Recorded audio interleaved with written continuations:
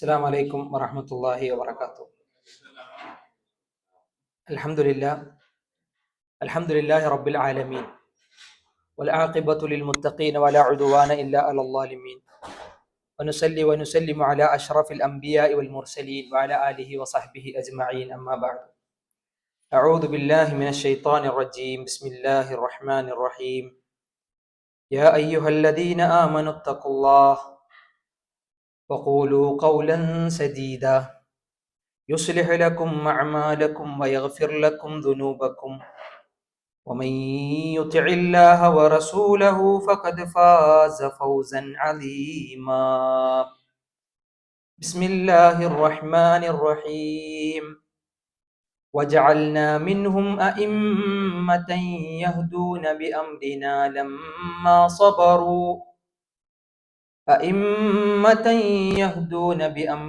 لما صبروا وكانوا بآياتنا يوقنون. ഏറെ സ്നേഹം നിറഞ്ഞ പ്രിയപ്പെട്ടവരെ, സഹോദരന്മാരെ, സുഹൃത്തുക്കളെ, കുറേ ദിവസങ്ങൾക്ക് ശേഷമാണ് ഒരു ഞായറാഴ്ചയുടെ വൈകുന്നേരം നമ്മൾ ഒരുമിച്ച് ചേരുന്നത്. ഓരോ ഞായറാഴ്ചകളിൽ ഓരോരോ പരിപാടികൾ ഇങ്ങനെ വരുമ്പോൾ നമ്മൾ പൊതുവെ നമ്മൾ തിരഞ്ഞെടുക്കുന്ന ചില വിഷയങ്ങളിലുള്ള ചില സംസാരങ്ങൾ അല്ലാഹു സുബ്ഹാനഹു തആല ഫലപ്രദമായ അറിവ് നമ്മുടെ ജീവിതത്തിൽ നമുക്ക് നൽകി അനുഗ്രഹിക്കുമാറാവട്ടെ. ഇന്ന് നമ്മൾ സംസാരിക്കാൻ ഉദ്ദേശിച്ചത് മുമ്പ് അറിയിച്ചതുപോലെ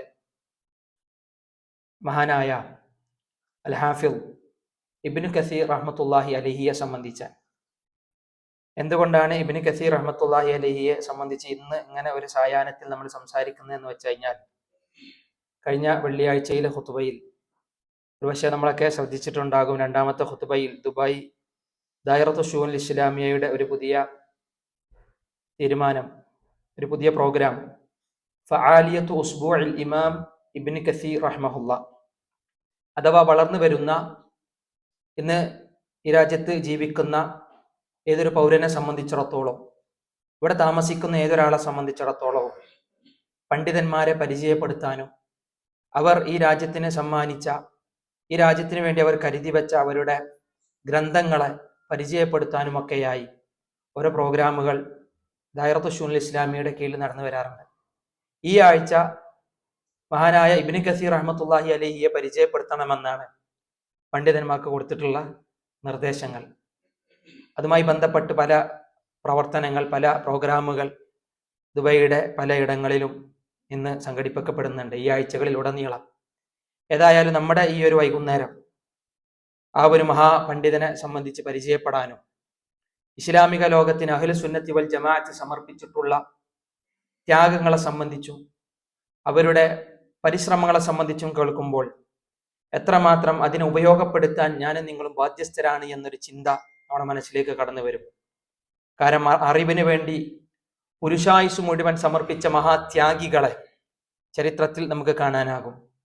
റസൂലുള്ളാഹി സ്വല്ലല്ലാഹു അലൈഹി വസല്ലമയുടെ കാലം മുതൽ തിരുനബിയുടെ കൂടെ ജീവിച്ച സ്വഹാബത്തിലെ മഹാപണ്ഡിതന്മാർ, സ്വഹാബത്തിന്റെ കാലം കഴിഞ്ഞാലുള്ള താബിഈങ്ങളുടെ കാലഘട്ടത്തിലെ മഹാപണ്ഡിതന്മാർ, അതും കഴിഞ്ഞ് അത്ബാഉ താബിഈങ്ങളുടെ കാലഘട്ടത്തിലെ മഹാപണ്ഡിതന്മാർ, ഏതുവരെ നമുക്കൊക്കെ സുപരിചിതമായ നമ്മുടെ നാടുകളിൽ പോലും തഫ്സീറുകളും ഹദീസ് ഗ്രന്ഥങ്ങളും വളരെ കൃത്യമായി വിശദീകരിക്കുന്ന മഹാപണ്ഡിതന്മാർ കഴിഞ്ഞു പോയതാണ്.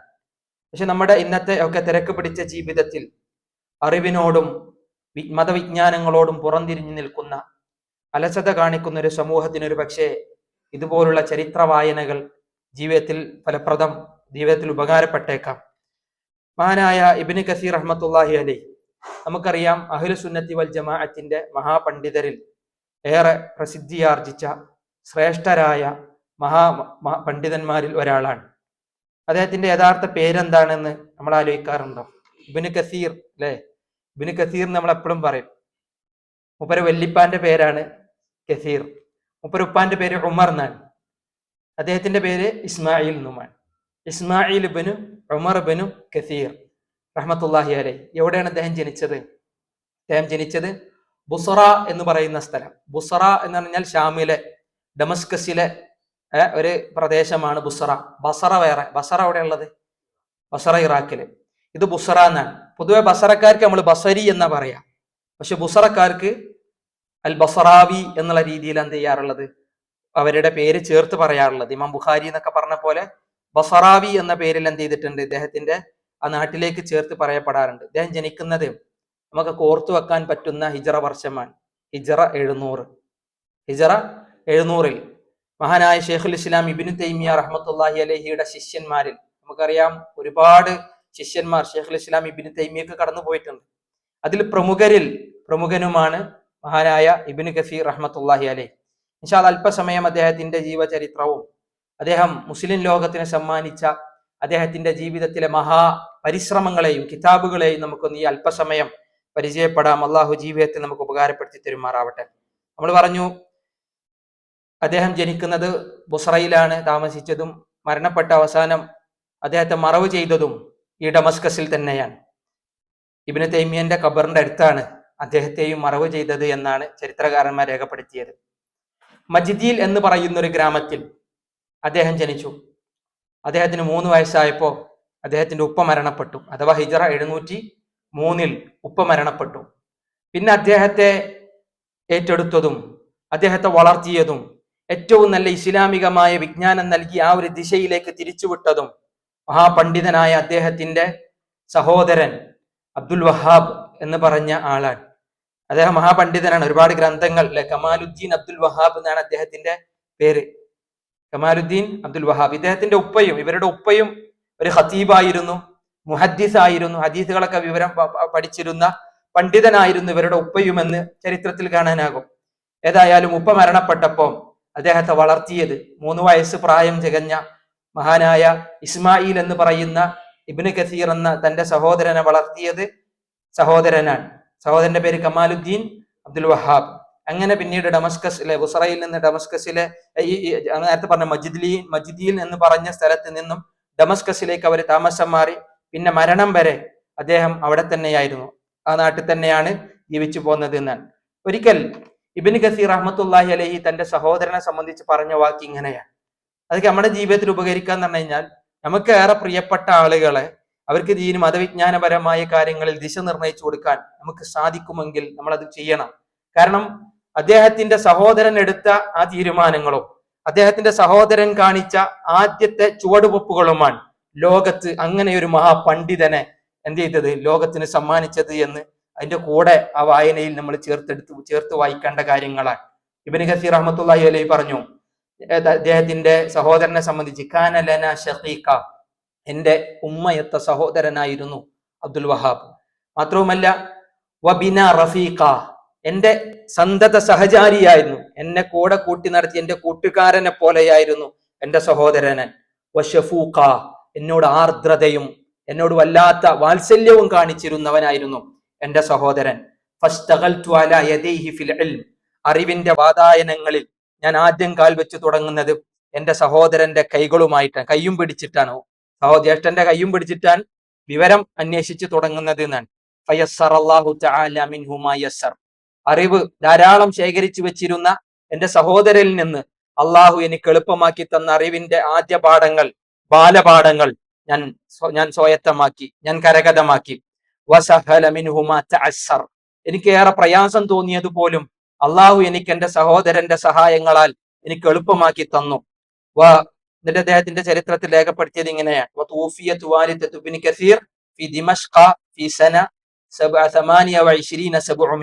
അഥവാ 728 ഹിജറയിൽ തന്റെ ഉമ്മയും ഈ ദുനിയാവിൽ നിന്ന് വേർപെട്ടു പോയി എന്നാണ്. അപ്പൊ ഉമ്മ ഉണ്ടായിരുന്നു താങ്ങായും തണലായും, പക്ഷെ ദീനീപരമായ മതവിജ്ഞാനങ്ങളിൽ കൂടുതൽ കയ്യും പിടിച്ച് നടത്തിയത് തന്റെ സഹോദരനായിരുന്നു എന്നാണ്. 28 വയസ്സായപ്പോ തന്റെ യൗവനത്തിന്റെ തീക്ഷ്ണതയിൽ ഒരു മാതാവിന്റെ എല്ലാവിധ അവലംബവും ആവശ്യമാകുന്ന സമയത്ത് ഉമ്മ വേർപെട്ടതും അവിടെ രേഖപ്പെടുത്തിയത് കാണാനാകും. ഏതായാലും 11ാമത്തെ വയസ്സിൽ ഖുർആൻ മനഃപ്പാടമാക്കിയിരുന്നു മഹാനായ ഇബ്നു കസീർ റഹ്മത്തുള്ളാഹി അലൈഹി. 11ാമത്തെ വയസ്സ്, അപ്പോഴത്തെ ഹിജറ 711. 711-ൽ അദ്ദേഹം ഖുർആൻ ഹിഫ്ളാക്കി എന്നാണ്. അപ്പൊ ചെറുപ്പത്തിലെ കുട്ടികളെ വിശുദ്ധ ഖുർആൻ മനഃപ്പാടമാക്കാൻ അവർ മുൻഗാമികൾ കാണിച്ചിരുന്ന താല്പര്യം, പ്രിയപ്പെട്ടവരെ, നമ്മളെ ജീവിതത്തിൽ അല്ലാതെ അങ്ങനെ മക്കളെ ഖുർആൻ പഠിപ്പിക്കുന്ന കാര്യത്തിൽ ആ ഒരു താല്പര്യം ഉണ്ടാവാൻ അത് നമുക്ക് പ്രചോദിപ്പിക്കുന്നതാണ്. മാത്രവുമല്ല അദ്ദേഹത്തിന്റെ യാത്രകൾ, അറിവ് അന്വേഷിച്ച് ഒരുപാട് നാടുകളിൽ മഹാനായ ഇബ്നു കസീർ റഹ്മത്തുള്ളാഹി അലൈഹി സഞ്ചരിച്ചിട്ടുണ്ട്. ഫലസ്തീനിൽ അദ്ദേഹം യാത്ര പോയിട്ടുണ്ട്. ബൈത്തുൽ മുഖദ്ദസ് അദ്ദേഹം സന്ദർശിച്ചിട്ടുണ്ട്. അവിടെ വർഷങ്ങളോളം കുറെ കാലം അദ്ദേഹം എന്ത് ചെയ്തിട്ടുണ്ട്, അവിടെ മതപഠനവുമായി വ്യാപൃതനായിട്ടുണ്ട് എന്നും അദ്ദേഹത്തിന്റെ ചരിത്രങ്ങളിൽ രേഖപ്പെടുത്തിയതാണ്. അവിടെ ഉണ്ടായിരുന്ന മഹാപണ്ഡിതന്മാരിൽ നിന്ന് അദ്ദേഹം മതവിജ്ഞാനം സ്വായത്തമാക്കിയത് അദ്ദേഹത്തിന്റെ ചരിത്രത്തിലെ വേറിട്ട് നിൽക്കുന്ന ഒരു സംഭവമാണ്. ഏതായാലും ഈ ചരിത്രങ്ങളൊക്കെ വായിക്കുമ്പോൾ നമ്മൾ ആദ്യം മനസ്സിലാക്കേണ്ടത് അവര് നേടിയെടുത്ത അറിവുകളെക്കാൾ അവരുടെ ജീവിതത്തിൽ ഉണ്ടായിരുന്ന ചില അദബുകൾ ഉണ്ടായിരുന്നു, ചില മര്യാദകൾ. മുമ്പൊക്കെ സലഫ് സ്വാലികൾ പറയാറുള്ളത്, ഏതെങ്കിലും ഒരു പണ്ഡിതന്റെ സദസ്സിൽ പോയി ഇരുന്നു കഴിഞ്ഞാൽ അവർ അറിഞ്ഞു തരുന്ന വിവരങ്ങൾ, ഇൽമുകൾ ജീവിതത്തിൽ സ്വായത്തമാക്കുന്നതിനേക്കാൾ ആദ്യം ഞങ്ങൾ കണ്ടു പഠിച്ചിരുന്നത് അവരിലെ മര്യാദകളാണ്. മര്യാദകൾ എന്ന് പറഞ്ഞു കഴിഞ്ഞാൽ അല്ലെ, മാനേഴ്സ്, നല്ല സ്വഭാവ ഗുണം, അവരുടെ വിശ്വാസപരമായ, സ്വഭാവപരമായ, പെരുമാറ്റപരമായ, ഇടപാടുകൾ പരമായ കാര്യങ്ങളെ ഞങ്ങൾ പണ്ഡിതന്മാരിൽ നിന്ന് കണ്ടു പഠിക്കാറുണ്ടായിരുന്നു എന്നാണ്. മഹാനായ അഹ്മദ് ബിൻ ഹംബൽ റഹ്മത്തുള്ളാഹി അലൈഹി, അഹ്മദ് ബിൻ ഹംബലിനെ സംബന്ധിച്ച് രേഖപ്പെടുത്തപ്പെട്ടത് ഇങ്ങനെയാണ്. ആയിരക്കണക്കിന് ആളുകൾ, വിദ്യാർത്ഥികൾ അദ്ദേഹത്തിന്റെ സദസ്സിൽ എന്ത് ചെയ്യാറുണ്ട്, തടിച്ചുകൂടാറുണ്ട് എന്നാണ്.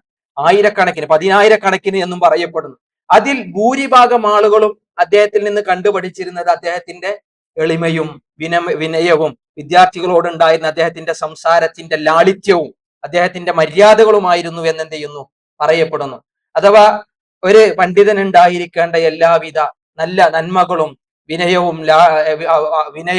എളിമയുമെല്ലാം ഇബ്നു കസീർ റഹ്മത്തുള്ളാഹി അലൈഹിയുടെ ജീവിതത്തിൽ ഉണ്ടായിരുന്നു എന്നുള്ളതിലേക്ക് സൂചകമായിരുന്ന ഒരു സംഭവം ഇവിടെ സൂചിപ്പിക്കാൻ.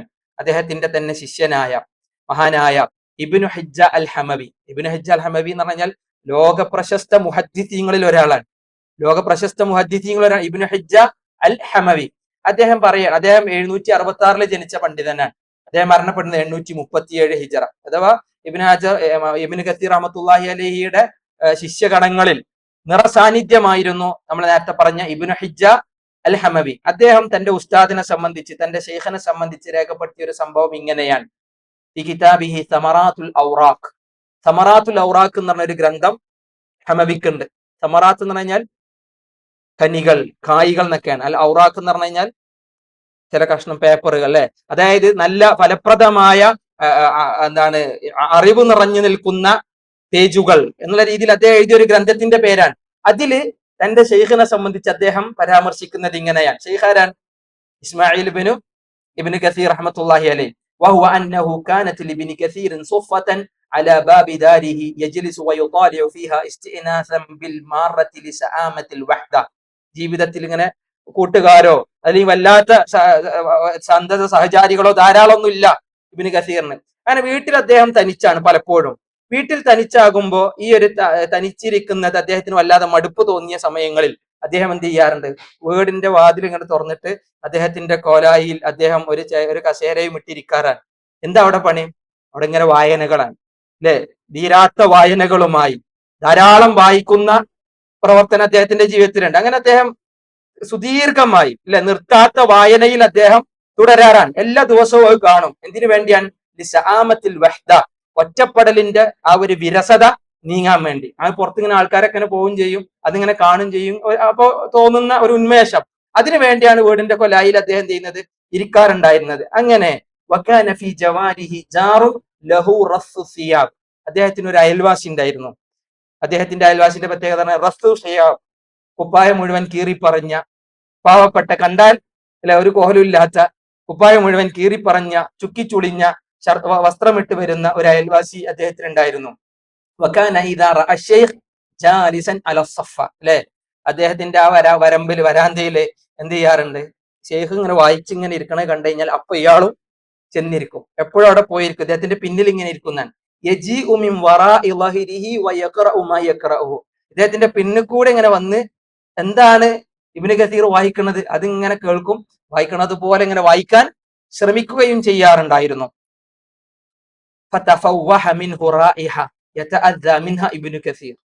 അദ്ദേഹം ഇങ്ങനെ ബാക്കിൽ ഇങ്ങനെ നിൽക്കുമ്പോ ചില ദുർഗന്ധം അദ്ദേഹത്തിന്റെ മേത്ത് നിന്ന് ഇങ്ങനെ എന്ത് ചെയ്യാറുണ്ട്. ഒന്നാമത് കുപ്പായ ഒന്നും വൃത്തിയില്ലാത്ത കുപ്പായിട്ടിട്ടാ വരിക. അപ്പോ അദ്ദേഹത്തിൽ നിന്ന് ഇങ്ങനെ ഒരു ഇബ്നു കസീറിനെ സംബന്ധിച്ചിടത്തോളം അസ്വസ്ഥമാക്കുന്ന ചില വാസന, ചില ദുർഗന്ധം അദ്ദേഹത്തിന് ഇങ്ങനെ തോന്നാറുണ്ടായിരുന്നു. പക്ഷേ വലാകിൻ യസ്തഹി അയ്യസ്രിഫഹു, അവിടുന്ന് പോ എന്ന് പറഞ്ഞേക്കാൻ ഇദ്ദേഹത്തിന് എന്താണ്, ലജ്ജയും നാണവും ഉണ്ടായിരുന്നു എന്നാണ്. അല്ലാതാണ്ട് ദേഷ്യം പിടിപ്പിച്ചിട്ട് എന്ത് ചെയ്തിട്ടില്ല, ഇതുവരെ ഒന്ന് കറുത്ത മുഖവുമായി ഇതുവരെ എന്ത് ചെയ്തിട്ടില്ല, അദ്ദേഹത്തോട് പറഞ്ഞിട്ടുമില്ല. അവിടെ വന്നിരിക്കുന്നു, കേൾക്കുന്നു, ഇദ്ദേഹം ഇങ്ങനെ വായിക്കുന്നത് അതേപോലെ ഏറ്റ് വായിക്കുകയും ചെയ്യുന്നു. അങ്ങനെ ഒരു ദിവസം ഒരു ദിവസം ഇദ്ദേഹത്തിന് ദേഷ്യം പിടിച്ചു. മനുഷ്യന്മാരല്ലേ, ആരായാലും കുറച്ച് കഴിഞ്ഞാൽ ദേഷ്യം പിടിക്കൂലെ, നൈസർഗിക സ്വഭാവമാണ്. ഇബ്നു കസീർ റഹ്മത്തുള്ളാഹിക്ക് ദേഷ്യം പിടിച്ചു. ഫഖാല ലഹു, എന്നിട്ട് പറഞ്ഞു, യാ ഷെയ്ഖ് അമാ തസ്തഹി കുല്ലമാ തറാനി ജാലിസൻ തജീഉ തർകബു അക്താഫി. നമുക്ക് നാണല്ലേ, എല്ലാ ദിവസവും ഞാൻ ഇവിടെ വന്നിരുന്നു കഴിഞ്ഞാൽ എന്റെ തോളത്തും വന്നിരുന്ന് ഇങ്ങനെ ഇരിക്കാൻ നിനക്കെന്ത് നാണല്ലേ എന്ന് ചോദിച്ചു ദേഷ്യം പിടിച്ചിട്ട്. വഅൻത ലസ്ത തഅരിഫു മാ ഉതാലിഉഹു, ഞാൻ എന്താണ് വായിക്കണത് പോലെ എനിക്ക് തിരിയില്ല, ഞാൻ എന്താണ് വായിക്കുന്നതെന്ന് പോലെ നിനക്ക് മനസ്സിലാവില്ല, എന്നാലും എന്റെ മുതുകത്ത് വന്ന് കയറി ഇരിക്കണത് എന്തിനാണ്, ആണല്ലേ എന്നെന്ത് ചെയ്തു ഇദ്ദേഹം ചോദിച്ചു. വലാ ലക ശുഊറും ബി, ഞാൻ എന്താന്ന് വായിക്കണമെന്ന് പോലും ആലോചിക്കാൻ പോലും ചിന്തിക്കാൻ പോലും എനിക്ക് പറ്റുന്നില്ലല്ലോ, എനിക്ക് സാധിക്കുന്നില്ലല്ലോ, പിന്നെന്തിനാ ഇവിടെ എന്റെ മേലെ കയറി ഇരിക്കുന്നത്. ഫലമ്മ അഖ്ജലഹു ബിദാലിക തഅനീഫ് ഖാല ലഹുൽ ജാർ യാ സയ്യിദി അശ്ശൈഖ്. അതിങ്ങനെ കേട്ടപ്പോ അദ്ദേഹത്തിനും വല്ലാത്ത പ്രയാസം ഉണ്ടായി, ഭയങ്കര നാണം തോന്നി, ലജ്ജ തോന്നി, പ്രയാസം തോന്നി. പ്രയാസം തോന്നിയപ്പോ, കാരണം അങ്ങനെ കടുപ്പിച്ചിട്ടാണ് ഇബ്നു കസീറിന്റെ സംസാരം, വല്ലാതെ കടുപ്പിച്ച വർത്താനമായി പോയി. അങ്ങനെ പോയപ്പോ യാ സയ്യിദി അശ്ശൈഖ്, പണ്ഡിതൻ അല്ലെ എന്താണ് മഹാനുഭാവ, അതല്ലെങ്കിൽ നേതാവേ എന്നുള്ള അർത്ഥത്തിൽ വിളിക്കാൻ അത്ര വിനയത്തോടു കൂടിയാണ് ആ ഒരു അഭിസംബോധന, യാ സയ്യിദി അശ്ശൈഖ് എന്ന് പറഞ്ഞു. മാ ഹാദല്ലദീ തുതാലിഉ ഫീഹി മിനൽ ഉലൂം, നിങ്ങൾ ഇങ്ങനെ വായിച്ചുകൊണ്ടിരിക്കുന്ന ഈ അറിവ് എന്താണ്, എന്താ നിങ്ങൾ ഇങ്ങനെ ഇത്രയും വായിക്കാൻ മാത്രം എന്താ ഇപ്പൊ ഇതില്, എന്നാ നിങ്ങളൊന്ന് പറ എന്നുള്ള രീതിയിൽ ചോദിച്ചു എന്നാണ്. ഫഖാല ശൈഉൻ ഫിൽ ഇഖ്തിബാസ്, ഞാൻ വായിക്കുന്നത് ഇപ്പോ ചെറു ഗണ്ണികകളാണ്. അതായത് ഇഖ്തിബാസ് എന്നൊക്കെ പറഞ്ഞു കഴിഞ്ഞാൽ ഓരോ പണ്ഡിതന്മാർ എഴുതി വെച്ച കോട്സുകളാണ്. അതിങ്ങനെ ഞാനിങ്ങനെ മറിച്ച് വായിച്ചുകൊണ്ടിരിക്കുകയാണ്. വഹുവ തദ്ബീനു ശൈഉൻ മിനൽ ഖുർആൻ, കാരണം ഇത് ഖുർആനുമായി ബന്ധപ്പെട്ടിട്ടുള്ള ആയത്തുകളുമായി ബന്ധപ്പെട്ടിട്ടുള്ള ചില ലിഖിതങ്ങളാണ്. ഖുർആനെ സംബന്ധിച്ച് നസർ, അവിശ്ശഅർ, കവിതാ ശകലങ്ങളുണ്ട്, അതുപോലെ തന്നെ ഗദ്യ ശകലങ്ങളുണ്ട്, ഗദ്യവും പദ്യവും അടങ്ങുന്ന ചില ശകലങ്ങളെ ഞാനിങ്ങനെ വായിച്ചുകൊണ്ടിരിക്കുകയാണെന്നാണ്. ഫഖാൽ, അപ്പൊ ഈ തന്റെ അയൽവാസി പറഞ്ഞു, അൻഷിദിനി മിൻഹു ഷൈഅ, അങ്ങനെയാണെങ്കിൽ നിങ്ങൾക്ക് കുറച്ചൊന്ന് പാടിത്തരണം.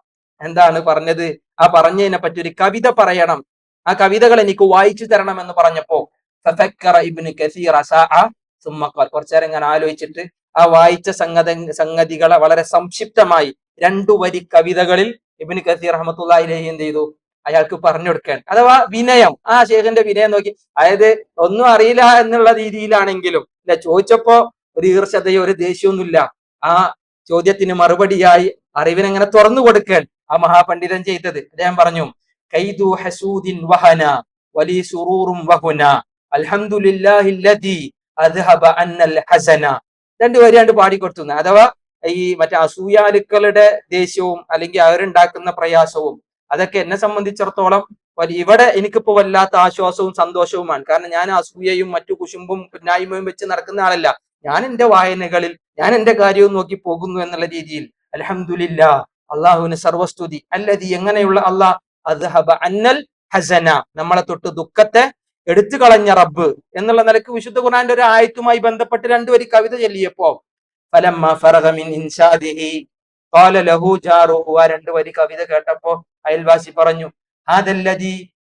ഹാദല്ലദി അഫ്കർത ഫീഹി വതതകസ്സറു ബി, ഇതാണോ നിങ്ങളിപ്പോ വല്ലാതെ ചിന്തിക്കുന്നതും, ഇതാണോ ഇതിനെ പറ്റിയാണ് നിങ്ങളിപ്പോ വല്ലാതെ ആലോചിച്ചു കൊണ്ടിരിക്കുന്നതും എന്ന് പറഞ്ഞു.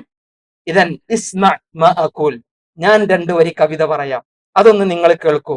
ഞാൻ 2 വരി പറയാം. നിന്ന നിൽപ്പിൽ, മുർത്തജിൽ എന്ന് പറഞ്ഞു കഴിഞ്ഞാൽ നമ്മൾ എന്താ പറയുക, ക്ഷിപ്രകാവ്യം എന്നൊക്കെ പറയില്ല, അഥവാ എന്താണ് നിമിഷ കവി, ആ ഒരു നിമിഷത്തിൽ അയാൾ നിന്ന കാലിൽ അയാൾ 2 വരി കവിത പറഞ്ഞു കൊടുക്കാൻ. മിൻ ഗൈരി വഖഫ, ഒരു തെറ്റില്ലാതെ അല്ലെങ്കിൽ ഒരു നിർത്തലില്ലാതെ 2 വരി കവിത. ഖൽബി ഇലർ റുശ്ദി യസീർ വഇൻദഹു അൻ-നൾമു യസീർ അൽഹംദുലില്ലാഹില്ലദി ഫളലനാ അലാ കസീർ. അതായത് എന്റെ ഹൃദയം അറിവിലേക്കാണ് ചായുന്നത്, എന്റെ ഹൃദയം സഞ്ചരിക്കുന്നത് അറിവിലേക്കാണ്. അയാൾ എന്നും രാവിലെ വന്നിരിക്കുന്നത് എന്തിനാണ്? ഇബ്നു കസീർ വായിക്കുന്നത് കേൾക്കാനാണ്. വഇൻദഹു അൻ-നൾമു യസീർ, കാരണം അദ്ദേഹത്തിന്റെ അരികിൽ, ഞാൻ ചെന്നിരിക്കുന്ന വ്യക്തിയുടെ അരികിൽ ചെറിയ ചെറിയ ശകലങ്ങളുണ്ട്, അറിവിൻ ഏതിന്റെ കവിതകളുടെ നല്ല എളുപ്പമായി മനഃപ്പാടമാക്കാൻ പറ്റുന്ന കവിതാ ശകലങ്ങളുണ്ട്. അൽഹംദുലില്ലാ, സർവസ്തുതിയും അള്ളാഹുവിനാണ്. എങ്ങനെയുള്ള അള്ളാഹ്? അല്ലദീ ഫദ്ദലന അലാ കസീർ. അലാ കസീർ എന്ന് പറഞ്ഞാൽ അവിടെ ഇബ്നു കസീർ അല്ല ഉദ്ദേശം, ലോകത്തെ എല്ലാവരെക്കാളും എന്നെ ആദരിച്ച, എനിക്ക് ഫദ്ല് നൽകിയ റബ്ബിന് സർവസ്തുതി എന്ന് പറഞ്ഞിട്ട് അയാൾ കവിത പറഞ്ഞപ്പോ ഫഅതദറ ലഹു ഇബ്നു കസീർ, ഇബ്നു കസീർ അദ്ദേഹത്തോട് ക്ഷമാപണം നടത്തിന. കാരണം എല്ലാ ദിവസവും വരുന്നുണ്ട്, അദ്ദേഹത്തിൽ നിന്ന് പലതും പഠിച്ച് ഭാഷാ നൈപുണ്യവും അറിവും കാര്യങ്ങളൊക്കെ ഉള്ള ഒരാളാണ്. എന്നാലോ ചേലും കോലും കണ്ടാല് അതൊന്നും തോന്നുന്നില്ല എന്നാണ്. ആ സമയത്ത് വഖാല ലഹു ജാറുഹു, തന്റെ അയൽവാസി അദ്ദേഹത്തിന് കൊടുത്ത ഒരു ഉപദേശം, ഇയ്യാക അൻ തസ്ദരി ബി അഹദിൻ, ഒരാളെയും നിന്ദിക്കരുത്, ഒരാളെയും നിസ്സാരനായി കാണരുത്.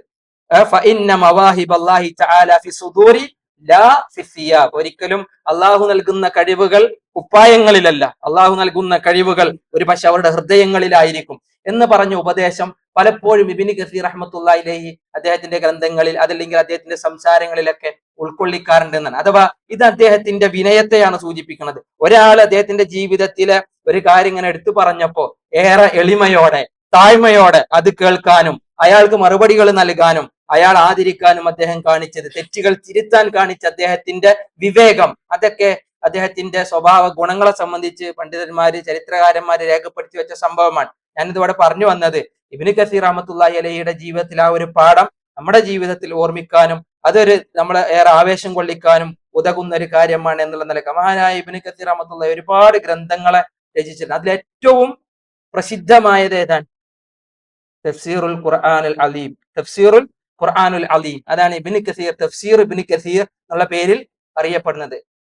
ഏകദേശം ചില തൊബഅകൾ 3 വാള്യങ്ങളാണ്, ചിലത് 4 വാള്യങ്ങളിൽ കാണാം, അല്ലെ 2 വാള്യങ്ങളിലും ഉണ്ട് ആ ഗ്രന്ഥം. അതായത് അപ്പൊ അത്രക്കും കട്ടി കൂടും ചെയ്യാറുണ്ട്. നമ്മൾ പലപ്പോഴും മഹാപണ്ഡിതന്മാർ മുഴുവൻ അത് ആ ഒരു ഗ്രന്ഥത്തെ മുഴുവൻ വല്ലാതെ വാഴ്ത്തി പറഞ്ഞിട്ടുണ്ട്. കാരണം അതിൽ ഹദീസുകളെ സംബന്ധിച്ച് ആയത്തുകളെ സംബന്ധിച്ചൊക്കെ ഓരോ ആയത്തുകളെയും അദ്ദേഹം വിശദീകരിക്കുന്ന രീതികൾ അതെല്ലാം വേറിട്ട് നിൽക്കുന്നതാണ്. ഈ തഫ്സീർ ഇബ്നു കസീർ പല പണ്ഡിതന്മാരും മതപഠന വിദ്യാർത്ഥികളോട് വായിക്കാനും അതിനെ സംബന്ധിച്ച് ആലോചിക്കാനും പറയാറുണ്ട് എന്നുള്ളത് ഇതിന്റെ കൂടെ ഞാൻ നിങ്ങളും ആലോചിക്കേണ്ട ഒരു സംഭവമാണ്. അറബിയിൽ നല്ല വിവരമുള്ള ആളുകളെ സംബന്ധിച്ചിടത്തോളം ആ ഗ്രന്ഥം വായിക്കുകയും അത് പഠിപ്പിക്കുകയും ചെയ്യുക. ഇനിയിപ്പോ നമുക്ക് അതിന് അവസരങ്ങൾ ഉണ്ടെങ്കിൽ അതുപോലത്തെ ദർസുകൾ ഉപയോഗപ്പെടുത്താൻ എന്ത് ചെയ്യണം, നമ്മൾ ശ്രമിക്കണം. ഇബ്നു കസീറിന്റെ തഫ്സീർ ലോക പ്രസിദ്ധമാണ്. ആ തഫ്സീറിന്റെ ഓരോ കാര്യങ്ങളും അതിന്റെ ഒക്കെ മുഖദ്ദിമൊക്കെ എടുത്ത് വായിക്കുകയാണെങ്കിൽ ഓരോ സൂറത്തുകൾക്കും അദ്ദേഹം നൽകുന്ന ചില ആമുഖങ്ങളുണ്ട്.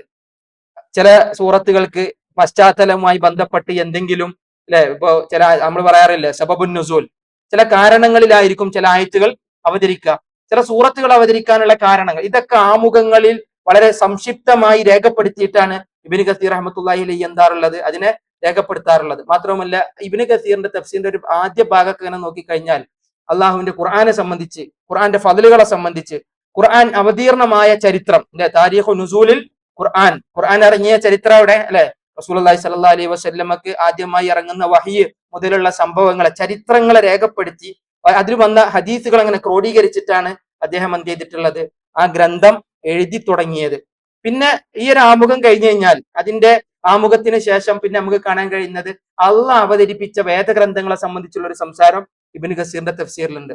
ഏതൊക്കെ? തൗറാത്ത്, ഇഞ്ചീല്, അല്ലെ, തൗറാത്ത് ഇഞ്ചീലിലൊക്കെ ഉള്ള ഭിന്നതകൾ അല്ലെ, പിൽക്കാലത്ത് അതിലെ ആളുകൾ കടത്തിക്കൂട്ടിയതുമായി ബന്ധപ്പെട്ടിട്ടുള്ള തഹരീഫുകൾ അല്ലെ, ആ ഒരു വിഷയങ്ങളൊക്കെ എന്ത് ചെയ്തിട്ടുണ്ട് അവിടെ അദ്ദേഹം വല്ല സവിസ്തരം പ്രതിപാദിച്ചു പോയിട്ടുണ്ട്. അതൊക്കെ വളരെ വ്യക്തമായ സോഴ്സുകളിൽ നിന്നാണ് എന്ത് ചെയ്തത് അദ്ദേഹം അദ്ദേഹം മുഴുവൻ കുറിച്ചെടുത്തിട്ടുള്ളത് എന്നാണ്. ഏതായാലും ജൂതന്മാരെ സംബന്ധിച്ചിടത്തോളം അവർക്ക് അവതരിക്കപ്പെട്ടിരുന്ന തൗറാത്തിന് തന്നെ 2 വ്യത്യസ്ത കോപ്പികളല്ലേ, അല്ലെ, ഒന്ന് ശാമിരികളത് വേറെ, മറ്റേ യഹൂദികളത് വേറെ ആയിട്ട് തന്നെ രേഖപ്പെടുത്താം. അപ്പൊ അതിൽ വന്നിരുന്ന ഓരോ ലഫ്ലുകളുടെ മാറ്റങ്ങൾ പോലും മുഖദ്ദിമകളിൽ, ഈ തഫ്സീറിന്റെ മുഖദ്ദിമയിൽ എന്ത് ചെയ്തിട്ടുണ്ട് ഇബ്നു കസീർ റഹ്മത്തുള്ളാഹി അലൈഹി രേഖപ്പെടുത്തി വെച്ചിട്ടുണ്ട് എന്നാണ്. അത് കഴിഞ്ഞ് ഇഞ്ചീലിനെ സംബന്ധിച്ച് പ്രതിപാദിക്കുന്നു. ഇഞ്ചീല് അല്ലെ 4 ടൈപ്പിലുണ്ടെന്ന് അദ്ദേഹം പറയല്ലേ, മാർക്കോസ്, മത്തായി അല്ലെ, ഈ രീതിയിൽ പറയുന്ന ഈ 4 കാര്യങ്ങളും ഈ 4 നുസ്ഖകളെ സംബന്ധിച്ചും എന്ത് ചെയ്തിട്ടുണ്ട്, ആ ഇഞ്ചീലിനെ സംബന്ധിച്ചും അതിലെ ഭിന്നതകളെ സംബന്ധിച്ചും അദ്ദേഹം വളരെ കൃത്യമായി രേഖപ്പെടുത്തിയിട്ടുണ്ട്. ചില ഇഞ്ചീലൊക്കെ പരിശോധിച്ചു കഴിഞ്ഞാൽ വെറും 15 പേജിൽ മാത്രം, അതും ഒരു ഇടത്തരം ഫോണ്ട് ഉപയോഗിച്ചിട്ട് വെറും 15 പേജിൽ മാത്രം ഒതുങ്ങിക്കൂടിയതാണ് എന്നൊക്കെയുള്ള ഗവേഷണങ്ങൾ അദ്ദേഹം നടത്തിയത് എന്തിനാണ്? അതിൽ കടത്തിക്കൂട്ടിയ കൈകടത്തലുകളെ സംബന്ധിച്ച് ലോകത്തെ ബോധ്യപ്പെടുത്താനാണ്. അഥവാ മുൻകഴിഞ്ഞു പോയ വേദഗ്രന്ഥങ്ങളെ സംബന്ധിച്ച് നല്ല ഗവേഷണം നടത്തിയിട്ടാണ് വിശുദ്ധ ഖുർആനിൽ അദ്ദേഹം തഫ്സീർ എഴുതാൻ തുടങ്ങിയത് തന്നെ. എന്നിട്ടാണ് പിന്നെ സൂറത്തുകൾ എന്ത് ചെയ്യുന്നത്, അദ്ദേഹം അങ്ങനെ ഓരോന്നും പ്രതിപാദിച്ചു പോരുന്നത്. ഇബ്നു കസീർ റഹ്മത്തുള്ളാഹി അലൈഹി ഒരു മുഫസ്സിർ മാത്രല്ല, മുഫസ്സിർ മാത്ര അല്ലല്ലോ, മുഹദ്ദിസാണ്, ഫഖീഹാണ്, മുഅർരിഖാണ്, ചരിത്രകാരനാണ്, കർമ്മശാസ്ത്ര പണ്ഡിതനാണ്. പല രീതിയിൽ പല മേഖലയിൽ വ്യത്യസ്ത കഴിവുകൾ, കവിതകൾ വരെ നന്നായിട്ട് എഴുതിയിരുന്ന അറബി ഭാഷയിൽ ലുഗവി പണ്ഡിതന്മാരിൽ അതിശ്രേഷ്ഠനുമായിരുന്നു ഇബ്നു കസീർ റഹ്മത്തുള്ളാഹി അലൈഹി എന്ന് അദ്ദേഹത്തിന്റെ ചരിത്രം വായിച്ചാൽ എനിക്കും നിങ്ങൾക്കും വ്യക്തമാകും. നമുക്കറിയാം ഇബ്നു കസീർ റഹ്മത്തുള്ളാഹി അലൈഹിന്റെ തഫ്സീറിനെ സംബന്ധിച്ച് തന്നെ കുറച്ച് കാര്യം. അപ്പൊ എങ്ങനെ നമ്മൾ തഫ്സീറുകൾ ഒരായത്തിനെ വിശദീകരിക്കൽ, എങ്ങനെ ഒരായത്തിനെ വിശദീകരിക്കണമെങ്കിൽ ആദ്യം ആയത്തുകളുമായി എന്ത് ചെയ്യണം, വിശദീകരിക്കണം. ചില ആയത്തുകൾ വിശദീകരിക്കണം അല്ലെ, വേറെ സൂറത്തുകളിൽ ആയത്തുമായി ബന്ധപ്പെട്ടിട്ടുള്ള പരാമർശങ്ങൾ ഉണ്ടാകും. അങ്ങനെ ആയത്തുകൾ അങ്ങനെ ക്രോഡീകരിക്കണമെങ്കിൽ അത്രമാത്രം ആഴമേറിയ വിവരം ആ വിഷയത്തിൽ ഉണ്ടാവണം. ഇബ്നു കസീർ റഹ്മത്തുള്ളാഹി അലൈഹിന്റെ തഫ്സീർ ഇങ്ങനെ എടുത്തു നോക്കിയാൽ അതിങ്ങനെ കാണാം. ഒരു ആയത്തിന് കൊടുത്തു കഴിഞ്ഞാൽ അതിന്റെ താഴെ തന്നെ ധാരാളം അതുമായി ബന്ധപ്പെട്ടിട്ടുള്ള എല്ലാ ആയത്തുകളും, അത് ഈ ആയത്തുകൾ വരികയാണെങ്കിൽ അവിടെ ഈ പരാമർശിക്കപ്പെട്ട ആയത്തിനെയും അദ്ദേഹം എന്ത് ചെയ്തിട്ടുണ്ട്, എടുത്തുകൊണ്ട് വന്നിട്ടുണ്ട്. അപ്പോ അങ്ങനെ ആയത്തുകളുമായി താരതമ്യം ചെയ്ത് അദ്ദേഹം ഒരിക്കൽ പറഞ്ഞ വാക്ക് ഇതാണ്, അദ്ദേഹം ഈ മുഖദ്ദിമയിൽ രേഖപ്പെടുത്തിയ യുഫസ്സറൽ ഖുർആനു ബിൽ ഖുർആൻ, ഖുർആനിനെ കൊണ്ട് എന്ത് ചെയ്യണം, തഫ്സീർ ചെയ്യപ്പെടണം. ഇനി തഫ്സീർ ചെയ്യപ്പെടാൻ അതിന്റെ ഏറ്റവും സൗന്ദര്യം തഫ്സീർ ഇബ്നു കസീറിൽ നമുക്ക് കാണാനാകും. ഫമാ ഉജ്മില ഫീ മകാനിൻ ഫഇന്നഹു ഖദ് ഫുസ്സിറ ഫീ മൗദിഇൻ ആഖർ. ഓരോ ഇടങ്ങളിലും ആയത്തുകളുമായി തഫ്സീർ ചെയ്യുന്നത് ഇബ്നു കസീറിന്റെ തഫ്സീറിന്റെ ഒരു പ്രത്യേകതയാണ്. ഇനി അദ്ദേഹം പറയാൻ ഫഇൻ അഅയാക ദാലിക്, ചിലപ്പോൾ ചില ആയത്തുകൾ ആയത്തുകൊണ്ട് വിശദീകരിക്കാൻ കഴിയൂല. അപ്പൊ എന്താ ചെയ്യേണ്ടത്, അപ്പൊ ആയത്തുകൾ എങ്ങനെയാണ് വിശദീകരിക്കേണ്ടതും മനസ്സിലാക്കേണ്ടതും, ഫഅലൈക ബിസ്സുന്ന, അല്ലെ, നബിയുടെ ഹദീസുകൾ വെച്ച് ആയത്തുകൾ എന്ത് ചെയ്യണം, വിശദീകരിക്കണം, അതിനെ പഠിക്കണം, അതിനെ മനസ്സിലാക്കണം എന്നാൽ. അപ്പൊ നബിയുടെ സുന്നത്ത്, ഖുർആനും പിന്നെ ഖുർആനും സുന്നത്തും ഖുർആൻ, കാരണം റസൂലുള്ളാഹിന്റെ സുന്നത്ത് എന്ന് പറയുന്നത് വിശുദ്ധ ഖുർആനിന്റെ വിശദീകരണമാണ്. ഖുർആനിന്റെ വ്യക്തത, വിശുദ്ധ ഖുർആനിന്റെ വ്യക്തത തിരുനബിയുടെ സുന്നത്തുകളിൽ നിറഞ്ഞു നിൽക്കുന്നതാണ്. കാരണം അല്ലാഹു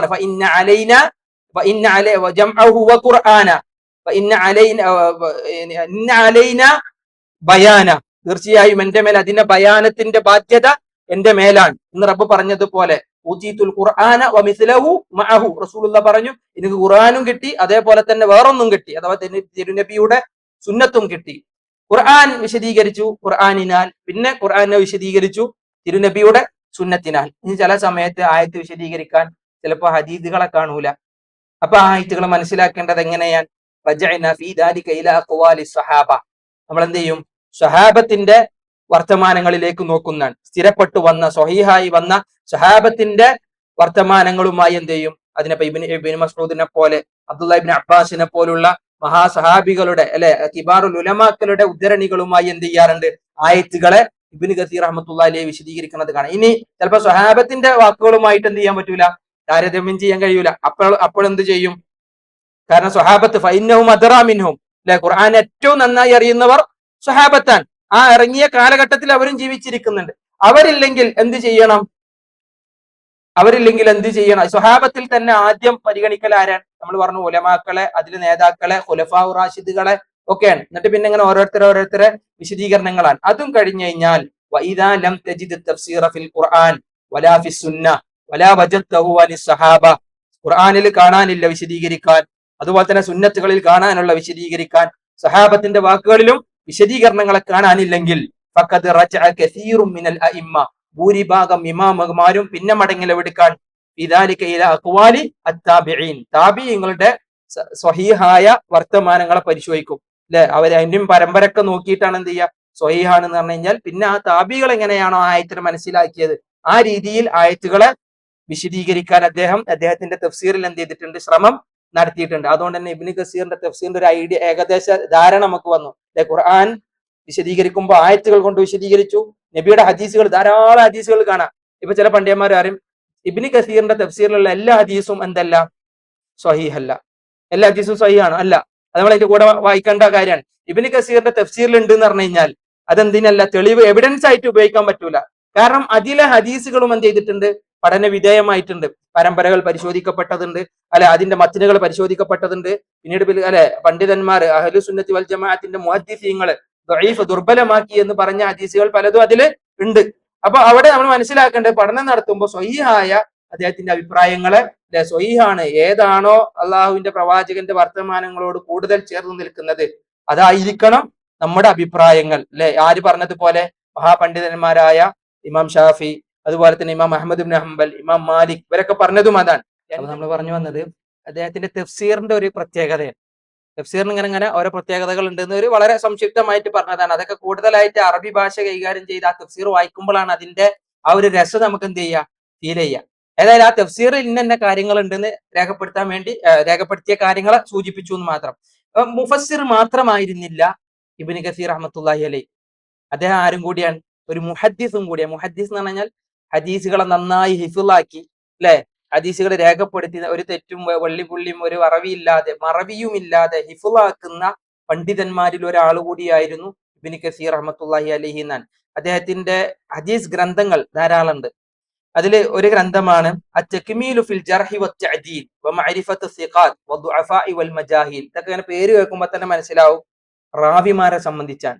ഹദീസ് പഠനം എന്ന് പറഞ്ഞാൽ വെറും നബിയുടെ ഹദീസുകൾ ഇങ്ങനെ ക്രോഡീകരിക്കൽ മാത്രമല്ലല്ലോ, അല്ലെ, ഹദീസ് പരമ്പരയിലെ റാവിമാരെ സംബന്ധിച്ച് വരെ പണ്ഡിതന്മാർ എന്ത് ചെയ്തിട്ടുണ്ട്, രേഖപ്പെടുത്തി വെച്ചു. കാരണം ഹദീസിനെ സ്വഹീഹാണോ ദഈഫാണോ എന്നൊക്കെ പരിശോധിക്കണമെങ്കിൽ റാവിമാരെ അറിയണം. അപ്പോ ആ കാലഘട്ടങ്ങളിൽ കഴിഞ്ഞു പോയ റാവിമാരുടെ ജീവചരിത്രങ്ങൾ മുഴുവൻ പണ്ടൊക്കെ പണ്ഡിതന്മാർ മനപ്പാടാക്കലാണ്. സനദുകൾ മുഴുവൻ ഇമാം ബുഖാരിയൊക്കെ പോലുള്ള പണ്ഡിതന്മാരുടെ ചരിത്രം മുഴുവൻ വായിക്കുമ്പോൾ ആ ഒരു ഫന്നിന്റെ പ്രത്യേകത നമുക്ക് മനസ്സിലാകും. അതൊരു പ്രത്യേക ഫൻ തന്നെയാണ്. ഇവിടെ ഗ്രന്ഥത്തിന്റെ പേര് അത്തക്മീൽ ഫിൽ ജർഹ് വത്തഅദീൽ എന്നാണ്. ഇമാം ദഹബിന്റെ ഒരു പുസ്തകമാണ് അൽ ജർഹു വത്തഅദീൽ. ജർഹു വത്തഅദീൽ എന്ന് പറഞ്ഞാൽ ഒരു റാവി വിശ്വസ്തനാണോ, ഇനി അതല്ല അയാൾ വിശ്വസിക്കാതിരിക്കാൻ അദ്ദേഹത്തിൽ എന്തെങ്കിലും കാരണങ്ങളുണ്ടോ, ജർഹ് ചെയ്യാൻ ഉള്ള കാരണങ്ങൾ. മറ്റത് ഒരാള് തൗഫീഖ് ചെയ്യാൻ പറ്റുന്ന തഅദീലിനുമായി അദാലത്തുമായി ബന്ധപ്പെട്ട്, അഥവാ അദാലത്ത് എന്നുള്ളതൊക്കെ മുസ്തലഹുൽ ഹദീസുമായി ബന്ധപ്പെട്ട വാക്കുകളാണ്, മുസ്തലഹുകളാണ്, ഓരോ ഡെഫിനിഷനുകളാണ്. അഥവാ ജർഹ് വ തഅദീൽ അതൊരു ഫൻ തന്നെയാണ്. മുസ്തലഹുൽ ഹദീസ് നിദാന ശാസ്ത്രം, സ്വഹീഹ് ദഈഫ്, അല്ലെ, ഓരോ രീതികളുമായി ബന്ധപ്പെട്ട് പറയുന്ന കാര്യം. അതിൽ റാവിമാരെ സംബന്ധിച്ച് മാത്രം രേഖപ്പെടുത്തിയ ഇമാം മിസ്സിയുടെ അൽ കമാൽ ഇമാം മിസ്സി എന്ന് പറഞ്ഞു കഴിഞ്ഞാൽ വർഷങ്ങൾക്ക് മുമ്പ്, അഥവാ ഇബ്നു കസീർ റഹ്മത്തുള്ളാഹി അലൈഹിന്റെ ഒക്കെ വർഷങ്ങൾക്ക് മുമ്പേ ജീവിച്ച് ഇബ്നു കസീർ റഹ്മത്തുള്ളാഹി അലൈഹിയുടെ ജീവിത കാലഘട്ടത്തിൽ മരണപ്പെട്ട മഹാപണ്ഡിതനാണ് ഇമാം മിസ്സി. ഇമാം മിസ്സിയുടെ ഹദീസ് ഗ്രന്ഥങ്ങൾ എന്ന് പറഞ്ഞാൽ വലിയ കണക്കിനാണ്. റാവിമാരെ സംബന്ധിച്ച് പറയുന്ന തഹ്ദീബുൽ കമാൽ എന്നാണ് ആ ഗ്രന്ഥത്തിന്റെ മുഴുവൻ പേര്. വാല്യങ്ങൾ എന്ന് പറഞ്ഞാൽ 10-30 വാല്യങ്ങൾ. ഇത് മുഴുവൻ ആരെ പറ്റിയാണ്? റാവിമാരെ സംബന്ധിച്ച് രേഖപ്പെടുത്തിയതാണ്. അതുപോലെ തന്നെ ഇമാം ദഹബിന്റെ സിയറ അഅ്ലാമുൻ നുബല, ഇമാം ദഹബിന്റെ തന്നെ ഈ പറയപ്പെട്ട അൽ ജർഹ് വ തഅദീൽ, അത്തഹദീബ്, ഇതൊക്കെ മഹാഗ്രന്ഥങ്ങളാണ്. ഒരു ഷെൽഫ് മുഴുവൻ നിറഞ്ഞു നിൽക്കുന്ന ഹദീസ് പഠന ശേഖരങ്ങളാണ് അത് മുഴുവൻ. അപ്പൊ അതിലൊക്കെ ആർക്കും കോൺട്രിബ്യൂഷൻസ് ഉണ്ട്, ഇബ്നു കസീറിനും ഗ്രന്ഥങ്ങൾ ഉണ്ട് എന്നാണ്. അത്തക്മീൽ ഫിൽ ജർഹ് വ തഅദീൽ എന്ന ഇമാം ദഹബിയുടെ അൽ ജർഹ് വ തഅദീൽ എന്ന ഗ്രന്ഥത്തിന് ഒരു പൂർത്തീകരണം നൽകിയത് ആരാണ്? ഇബ്നു കസീർ റഹ്മത്തുള്ളാഹി അലൈഹി. അതുപോലെ തന്നെ വമഅരിഫത്തു സിഖാത്ത് വദുഅഫാ വൽ മജാഹിൽ, അഗ്രഗണ്യന്മാരായ നേരത്തെ പറഞ്ഞ ഇമാം മിസ്സില്ലേ, തഹ്ദീബുൽ കമാൽ ഒരു ഗ്രന്ഥത്തിന്റെ പേരാണല്ലേ, ആ മിസ്സിന്റെ മകളെയാണ് ഇബ്നു കസീർ എന്ത് ചെയ്തത്, വിവാഹം ചെയ്തത്. ഇബ്നു കസീറിന് 2 ഭാര്യമാരുണ്ടായിരുന്നു. അതിൽ ഒരു മകൾ ഈ പറയപ്പെട്ട ഇമാം മിസ്സിയുടെ മകളാണ്. അന്നത്തെ മഹാമുഹദ്ദീസാണ്. മാത്രമല്ല പിന്നെ രണ്ടാമത് വിവാഹം കഴിച്ചത് ഷെയ്ഖുൽ ഇസ്ലാം ഇബ്നു തൈമിയയുടെ കൂട്ടുകാരന്റെ മകളെയാണ്. ഇമാം മിസ്സിന്റെ മോളെ പേര് സൈനബ് എന്നാണ്. ഏതായാലും 2 ആളുകളിൽ 4 മക്കൾ, 4 ആൺകുട്ടികൾ ഇബ്നു കസീർ റഹ്മത്തുള്ളാഹി അലൈഹിക്ക് ഉണ്ട്. ഒരാളെ പേര് ഇസ്സുദ്ദീൻ ഉമർ എന്നാണ്. ഇസ്സുദ്ദീൻ ഉമർ, കാരണം ഉമർ എന്നുള്ളത് ആരെ പേരാ? ഉപ്പാന്റെ പേരാണ്. ഉപ്പയോടുണ്ടായിരുന്ന ആ ഒരു ഇഷ്ടവും സ്നേഹവും നിലനിർത്തിയിട്ട് തന്നെ ആദ്യത്തെ മോൻക്ക് എന്ത് ചെയ്തു, ഇസ്സുദ്ദീൻ ഉമർ എന്ന് പേരെടുത്തു. രണ്ടാമത്തെ മോന്റെ പേര് അബ്ദുറഹ്മാൻ എന്നാണ്. 3-ാമത്തെ ആള് അഹ്മദ്, 4-ാമത്തെ ആള് മുഹമ്മദ്. ഇങ്ങനെ 4 ആൺമക്കളെ സംബന്ധിച്ച് അദ്ദേഹത്തിന്റെ ചരിത്രത്തിൽ ഇങ്ങനെ പറഞ്ഞു പോകുന്നുണ്ട്. ഞാൻ പറഞ്ഞു വന്നത് മഹാപണ്ഡിതന്മാരുടെ ഗ്രന്ഥങ്ങൾ, ഹദീസ് ഗ്രന്ഥങ്ങളെ എന്ത് ചെയ്തിട്ടുണ്ട് ഇബ്നു കസീർ റഹ്മത്തുള്ളാഹി അലൈഹി അതിന്റെ ഒരു പൂർത്തീകരണം നിർവഹിച്ചിട്ടുണ്ട്. അതിന്റെ സംക്ഷിപ്തങ്ങൾ അദ്ദേഹം എഴുതി വെച്ചിട്ടുണ്ട്. അത് റാവിമാരെ സംബന്ധിച്ചും പിന്നെ ഹദീസുകൾ ഇങ്ങനെ ക്രോഡീകരിച്ചു. ഇമാം സ്വഹീഹ് ബുഖാരി, സ്വഹീഹ് മുസ്ലിം, അതുപോലെ തന്നെ മറ്റേ സുനനുകൾ, സുനൻ അബീ ദാവൂദ്, സുനൻ ഇബ്നു മാജ, സുനൻ തുർമുദി, സുനൻ നസായി, 6 എണ്ണയിലെ. പിന്നെ അവിടുന്ന് അങ്ങോട്ട് മുസ്നദുകളുണ്ട്. ഇമാം ഷാഫിയുടെ മുസ്നദ്, ഇമാം അഹമ്മദിന്റെ മുസ്നദ്. ഇങ്ങനെ 10ഓളം ഹദീസ് ഗ്രന്ഥങ്ങളിലെ റാവിമാരുടെ പേരുകൾ മുഴുവൻ അദ്ദേഹം എന്ത് ചെയ്തു? ഒറ്റ ഗ്രന്ഥങ്ങളിലേക്ക് മാറ്റിയിട്ടുമുണ്ട്. ഒറ്റ ഗ്രന്ഥാക്കിയിട്ട് മാറ്റി. അങ്ങനെ ആ ഗ്രന്ഥം അദ്ദേഹത്തിന് പൂർത്തിയാക്കാൻ പറ്റിയില്ല. അതിനിടയിൽ അദ്ദേഹം മരണപ്പെട്ടു എന്നാണ്. അതെ, ഇതിലെ പറഞ്ഞ ഇസ്നാദുകളിലെ റാവിമാരെ മുഴുവൻ ശേഖരിച്ചിട്ട്, അഥവാ ഈ പറയപ്പെട്ട ഹദീസ് ഗ്രന്ഥങ്ങളെ മുഴുവൻ പരിശോധിക്കാൻ മതപഠന വിദ്യാർത്ഥികൾ, പ്രത്യേകിച്ച് ത്വാലിബുൽ ഇൽമിനൊക്കെ ഏറ്റവും കൂടുതൽ എളുപ്പം മാർഗം നൽകിയ ആളാണ് ഇബ്നു കസീർ റഹ്മത്തുള്ളാഹി. ഇതൊക്കെ ഒരു ഫന്നായതുകൊണ്ടാണ് വളരെ വിശാലമായിട്ട് പറയാതെ അതിന്റെ ഒരു ആകത്തുക പറഞ്ഞു തന്നെ. ഏതായാലും ധാരാളം ഗ്രന്ഥങ്ങൾ റാവിമാരെ സംബന്ധിച്ചും ഹദീസുകളെ സംബന്ധിച്ചും മഹാനായ ഇബ്നു കസീർ റഹ്മത്തുള്ളാഹി. അപ്പൊ വെറും ഒരു മുഫസ്സിർ അല്ല, അദ്ദേഹം ആരാൻ? ഒരു മുഹദ്ദിസ് കൂടിയാണ്. മുസ്തലഹുൽ ഹദീസിൽ അദ്ദേഹത്തിന് ഒരു ഗ്രന്ഥമുണ്ട്, ഏറെ അറിയപ്പെട്ട ഗ്രന്ഥം അൽ ബാഹിസുൽ ഹസീസ്.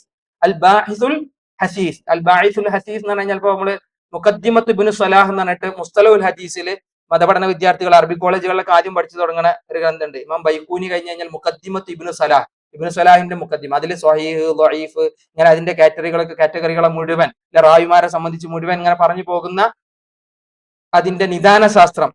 ആ ഇബ്നു സലാഹിന്റെ ആ ഗ്രന്ഥത്തിന്റെ ഒരു മുഖ്തസറാണ്, അതിന്റെ ഒരു ഷോർട്ട് ആയിട്ടാണ് എന്ത് ചെയ്തത്? ബാഇസുൽ ഹദീസ് എന്ന് പറഞ്ഞ മുസ്തലഹുൽ ഹദീസിലെ ഗ്രന്ഥം ഇബ്നു കസീർ റഹ്മത്തുള്ളാഹി അലൈഹി രചിച്ചത്. ഞാൻ ഈ ഗ്രന്ഥത്തിന്റെ പേര് മുഴുവൻ പറഞ്ഞത്, അദ്ദേഹം ഹദീസുകളിലും ആഴമേറിയ വിവരമുള്ള ആളായിരുന്നു. ഹദീസുകൾ മാത്രമല്ല, ചരിത്രം പരിശോധിച്ചാൽ നമ്മൾ നേരത്തെ പറഞ്ഞില്ലേ, ഇമാം മിസിന്റെ തഹദീബുൽ കമാലും ഇമാം ദഹബിന്റെ തഹദീബ് എന്ന് പറഞ്ഞ ഗ്രന്ഥങ്ങളൊക്കെ പറഞ്ഞില്ലേ റാവിമാരെ സംബന്ധിച്ച്. ഇതുപോലത്തെ ചരിത്ര ഗ്രന്ഥങ്ങളെ എഴുതി വെച്ച് ചരിത്ര പ്രസിദ്ധി നേടിയവനാൻ ഇബ്നു കസീർ റഹ്മത്തുള്ളാഹി. ഏറ്റവും വലിയ ചരിത്രത്തിലെ ഗ്രന്ഥാണ് അൽ ബിദായ വന്നിഹായ. ഇബ്നു കസീറിന്റെ പേര് കേൾക്കുമ്പോൾ നമ്മൾ ആദ്യം തഫ്സീർ പറയും, പിന്നെ പറയണ പേരാൻ അൽ ബിദായ വന്നിഹായ. അൽ ബിദായ വന്നിഹായ 7 വാള്യങ്ങളിൽ ഇന്ന് നമുക്ക് അവൈലബിൾ. അതിന്റെ എത്ര തൊബകളാണെന്ന് അറിയോ? സൗദി അറേബ്യയിൽ നിന്നും ഈ രാജ്യത്തു നിന്നൊക്കെ എന്ത് ചെയ്യുന്നത്, ഇറങ്ങിക്കൊണ്ടേയിരിക്കുന്നത്. അതുപോലെ തന്നെ ഇബ്നു കസീറിന്റെ ഈ തഫ്സീർ ഉണ്ടല്ലോ, ഇപ്പൊ നമ്മൾ പറഞ്ഞ തഫ്സീർ ഇബ്നു കസീർ, അതിന് പിന്നെ പണ്ഡിതന്മാർ എന്ത് ചെയ്തിട്ടുണ്ട്? പല പണ്ഡിതന്മാരും അതിമേൽ പിന്നെ വർക്ക് എടുത്ത് കണ്ടത്, അതിന്റെ ഖുലാസ, അതിന്റെ മുഖ്തസർ, അതിന്റെ ഓരോ ഹദീസുകളെ മാത്രം തഖ്രീജ് ചെയ്തുകൊണ്ടുള്ള ഗ്രന്ഥങ്ങള്, അതിലുള്ള ഇസ്തിംബാത്തുകളെ സംബന്ധിച്ച് ഫിഖിയായ മസലകളെ ശേഖരിച്ചിട്ടുള്ളത്. അതിൽ ഏറ്റവും പ്രസിദ്ധമായതാണ് 3 വാള്യങ്ങളിലായി തഫ്സീറുൽ ഖുർആനുൽ അലീം എന്ന ഇബ്നു കസീറിന്റെ തഫ്സീറിനെ അഹ്മദ് ഷാക്കിർ അതിലൊരു മുഖ്തസർ എഴുതിയിട്ടുണ്ട്. വളരെ ഏറ്റവും നല്ല പുതിയ പേപ്പർ ക്വാളിറ്റിയിൽ നല്ല വളരെ സംക്ഷിപ്തമായിട്ട് മുഖ്തസറായിട്ട് ഇബ്നു കസീറിന്റെ തഫ്സീറിനെ എന്ത് ചെയ്തു? ലഘൂകരിച്ചു. അഥവാ ഇബ്നു കസീർ രചിച്ചു വച്ച ഗ്രന്ഥങ്ങളെ പിന്നീട് പിൽക്കാലത്ത് എന്ത് ചെയ്തു? പണ്ഡിതന്മാർ ഏറ്റെടുത്തു. അതിന്റെ മേൽ പിന്നീട് ഗ്രന്ഥങ്ങൾ രചിച്ചു എന്നാണ്. അഥവാ അത്രക്കും അറിവ് അദ്ദേഹത്തിന്റെ ആ ഒരു ഹ്രസ്വമായ കാലഘട്ടം കൊണ്ട് ലോകത്ത് മുഴുവൻ വ്യാപിച്ചു എന്നാണ്. അദ്ദേഹം ഹദീസുകളിൽ മാത്രം ഒതുങ്ങി നിൽക്കുന്നവനായിരുന്നില്ല. നമ്മൾ പറഞ്ഞു അദ്ദേഹം ഹാഫിളാൻ കാന അഹ്ഫള മൻ അദ്റകനാഹു ലിമുതൂനിൽ അഹാദീസ്. നേരത്തെ അദ്ദേഹത്തിന്റെ ചരിത്രം പറഞ്ഞൊരു വിദ്യാർത്ഥിന്റെ പേര് പറഞ്ഞില്ലേ, ആർക്കെങ്കിലും ഓർമ്മ ഉണ്ടാ? ഇബ്നുൽ ഹജ്ജി അല്ലെ, ഇബ്നുൽ ഹജ്ജ എന്ന് പറഞ്ഞിട്ട് നമ്മൾ ഒരാളെ പേര് അറിയില്ല. ആ അദ്ദേഹത്തിന്റെ മതപഠന വിദ്യാർത്ഥി ആ ശേഖരെ പറ്റി പറഞ്ഞൊരു വാക്കാണ് കാന അഹ്ഫള മൻ അദ്റകനാഹു ലിമുതൂനിൽ ഹദീസ്. ആ കാലഘട്ടത്തിൽ അദ്ദേഹം കണ്ട ഹദീസുകൾ മനപ്പാടമാക്കിയ ഏറ്റവും വലിയ മനപ്പാട കഴിവുള്ളവൻ ഇബ്നു കസീർ റഹ്മത്തുള്ളാഹി അലൈഹിയാണ്. ഹദീസുകൾ മനപ്പാടാക്കിയിരുന്നു. വഅറഫുഹും ബിജർഹിഹ, മനപ്പാടമാക്കിയ ഹദീസുകളിലെ റാവിമാരെ സംബന്ധിച്ച് അദ്ദേഹത്തിന് നല്ല ആഴമേറിയ അറിവുണ്ടായിരുന്നു. വരിജാലിഹ വസഹീഹിഹ വസഖീമിഹ, അതിലെ ദഈഫ് ഏതാണ്, സ്വഹീഹ് ഏതാണ്, അതിന്റെ പോരായ്മകൾ എന്താണ്, കുറ്റങ്ങൾ എന്താണ്, നേട്ടങ്ങൾ എന്താണ്, ഒക്കെ കൃത്യമായി അറിവുള്ള ആളായിരുന്നു. വകാന അഖ്റാനുഹു വശുയൂഖുഹു യഅ്തരിഫൂന ലഹു ബിദാലിക്, അദ്ദേഹത്തിന്റെ ആ കാലഘട്ടത്തിലെ പണ്ഡിതന്മാരും അദ്ദേഹത്തിന്റെ ഉസ്താദുമാരും ശൈഖന്മാരും ഒക്കെ അദ്ദേഹത്തിന്റെ കഴിവിനെ അംഗീകരിച്ചവരും തിരിച്ചറിഞ്ഞവരുമാണ് എന്നാണ്. വകാന യസ്തഹ്ലിറു ശൈഅൻ കസീറൻ മിന തഫ്സീർ വത്താരീഖ്, ചരിത്രങ്ങളിലും അതുപോലെ തന്നെ തഫ്സീറുകളിലും ധാരാളം അദ്ദേഹം എന്ത് ചെയ്തിട്ടുണ്ട്? ഉടനെ ചോദിച്ച പാടെ പറയാൻ പറ്റുന്ന കഴിവ് അദ്ദേഹത്തിന് ഉണ്ടായിരുന്നു എന്നാണ്. ഖലീലൻ നസിയ, വല്ലാതെ മറവി കുറവായിരുന്നു. വകാന ഫഖീഹൻ ജയ്യിദൽ ഫഹം, നന്നായിട്ട് മനസ്സിലാക്കി അവലംബം ഓരോ ആയത്തിൽ നിന്നും ഹദീസുകളിൽ നിന്നും തെളിവുകൾ പറയാൻ ഇസ്തിംബാത്ത് ചെയ്യാൻ കഴിവുള്ള മഹാ കർമ്മശാസ്ത്ര പണ്ഡിതനും കൂടിയായിരുന്നു ഇബ്നു കസീർ റഹ്മത്തുള്ളാഹി അലൈഹി. മാത്രവുമല്ല വയുശാരികു ഫിൽ അറബിയ മുശാറക ജയ്യിദ, അറബി ഭാഷയിൽ തന്നെ ധാരാളം ഗ്രന്ഥങ്ങൾ ലുഗവിയായി ലിംഗ്വിസ്റ്റിക്കിൽ അദ്ദേഹം എന്ത് ചെയ്തിട്ടുണ്ട്? രചിച്ചിട്ടുണ്ട്. അദ്ദേഹം വയുനള്ളിമു ശിഅർ, അറബിയിൽ കവിത എഴുതാറുണ്ടായിരുന്നു. കവിതകളിലൂടെ ആളുകൾക്ക് മറുപടി പറയാറുണ്ടായിരുന്നു. ഏതായാലും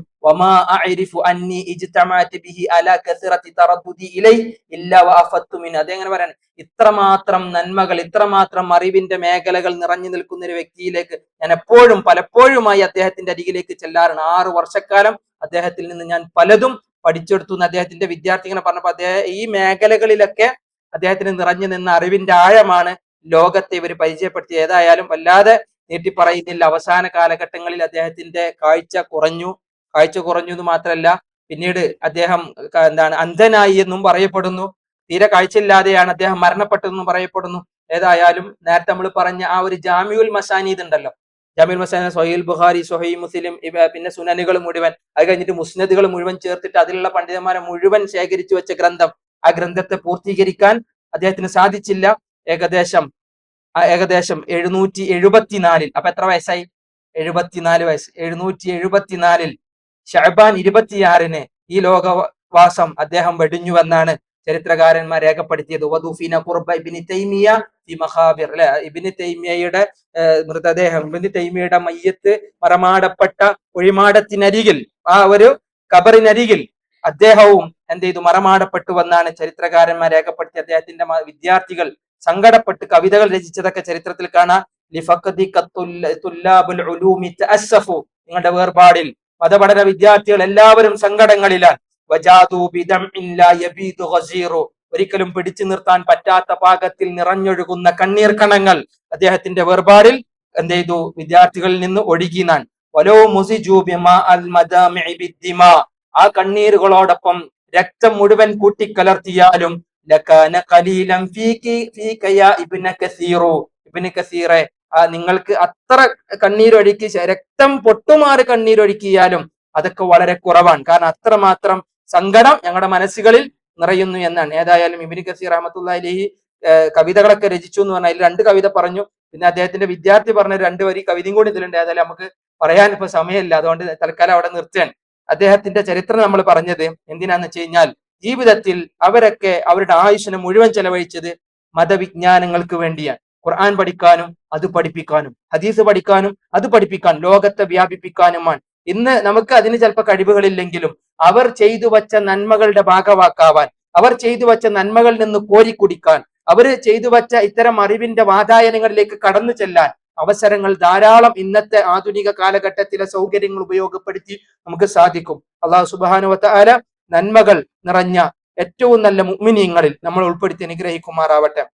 ഇതുപോലുള്ള പണ്ഡിതന്മാരുടെ ചരിത്രങ്ങൾ ഇനി കേൾക്കാനും അവർക്ക് വേണ്ടി പ്രാർത്ഥിക്കുവാനും അവരുടെ നന്മകളിൽ ഭാഗവാക്കാവാനും അള്ളാഹു നമുക്ക് തൗഫീക്ക് നൽകി അനുഗ്രഹിക്കുമാറാവട്ടെ. അള്ളാഹു സുബ്ഹാനഹു വ തആല അറിഞ്ഞും അറിയാതെയും നമ്മുടെ ജീവിതത്തിൽ വന്നു പോകുന്ന തിന്മകളെ വിട്ടുപുറത്ത് മാപ്പാക്കി തരട്ടെ. ഉപകാരപ്രദമായ അറിവ് അള്ളാഹു നമുക്ക് വളർത്തി തരട്ടെ.